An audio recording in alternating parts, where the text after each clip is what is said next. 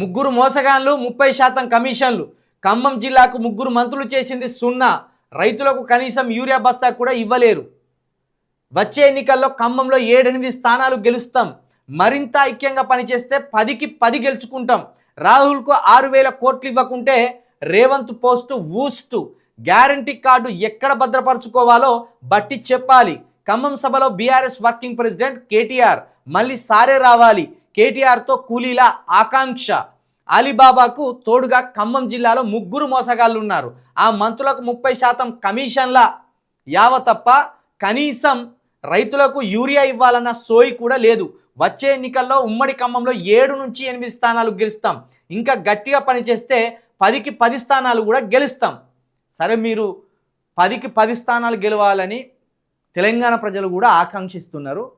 కాబట్టి మీరు చేయవలసిన పని ఏంటంటే సన్నాసులను పెట్టకుండా సమర్థులను పెట్టురు. ఎన్నికల బరిలో సన్నాసులను కాకుండా సమర్థులను పెట్టురు, తప్పకుండా గెలుస్తారు.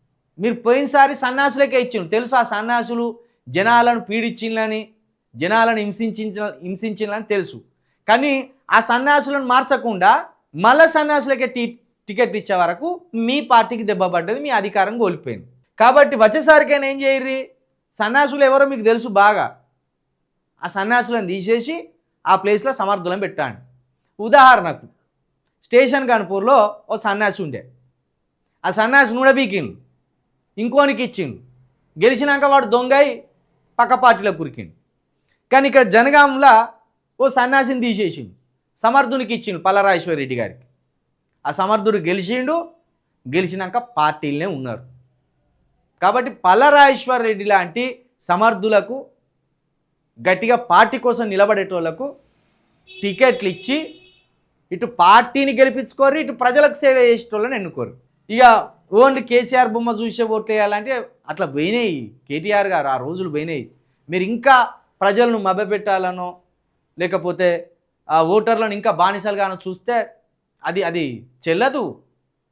బరాబర్ సమర్థుడికే టికెట్ ఇవ్వాలి, బరాబర్ సమర్థుడిని ప్రజలు గెలిపించుకుంటారు. అంతంత పేరు తెచ్చుకున్న బీఆర్ఎస్ లీడర్లను ఎందుకు ఓడించారు ప్రజలు? ఒక్కడు కూడా ప్రజలకు అందుబాటులో లేడు, ప్రజల సమస్యలను పట్టించుకోడు, ప్రజల వినతులను పట్టించుకోడు. ఎవడికి వాడు మరొక కేసీఆర్ లెక్క ఫీల్ అయ్యాడు.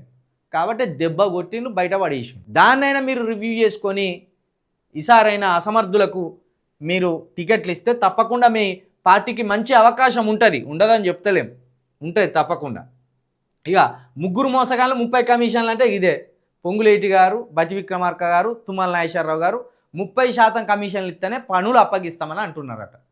ఇక నిన్న కేటీఆర్ ముందటనే ఆయన నామా నాగేశ్వరరావు దంచుకొచ్చిండు. ఒక్కొక్కరిని ముండమోపులా అన్నాడు. ముగ్గురు మంత్రులను పట్టుకొని ముండమోపులు ఉన్నా కూడా మేము గ్రామ పంచాయతీలను గెలుచుకున్నాం, ఒక్కొక్కడికి దడబుట్టిచ్చినాం గుండెల్లో అన్నాడు. అగో మరిగా కేటీఆర్ ఊహించలే నామా నాగేశ్వరరావు ఇట్లా విరుచుకపడతాడా అనేది ఊహించలే.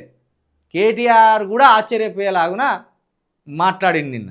ఇక గ్యారంటీ కార్డు అనేది ఎవరికి గ్యారంటీ కార్డు అండి? అది కాంగ్రెస్కు గ్యారంటీ కార్డు అయిపోయింది, మాకు మోసపు కార్డు అయిపోయింది. గ్యారంటీ కార్డు కాదు అది, మోసపు కార్డు. అది చీటింగ్ కార్డు అని పెట్టాలి. దానికి చీటింగ్ కార్డు ఇచ్చిండ్రు మాకు. మీరు 6 గ్యారంటీల పేరుతోటి 6 చీటింగ్లు చేసి మమ్మల్ని మొత్తం నిరాశలో ముంచిపారేసింది. కాంగ్రెస్ చీటింగ్ కార్డు అది.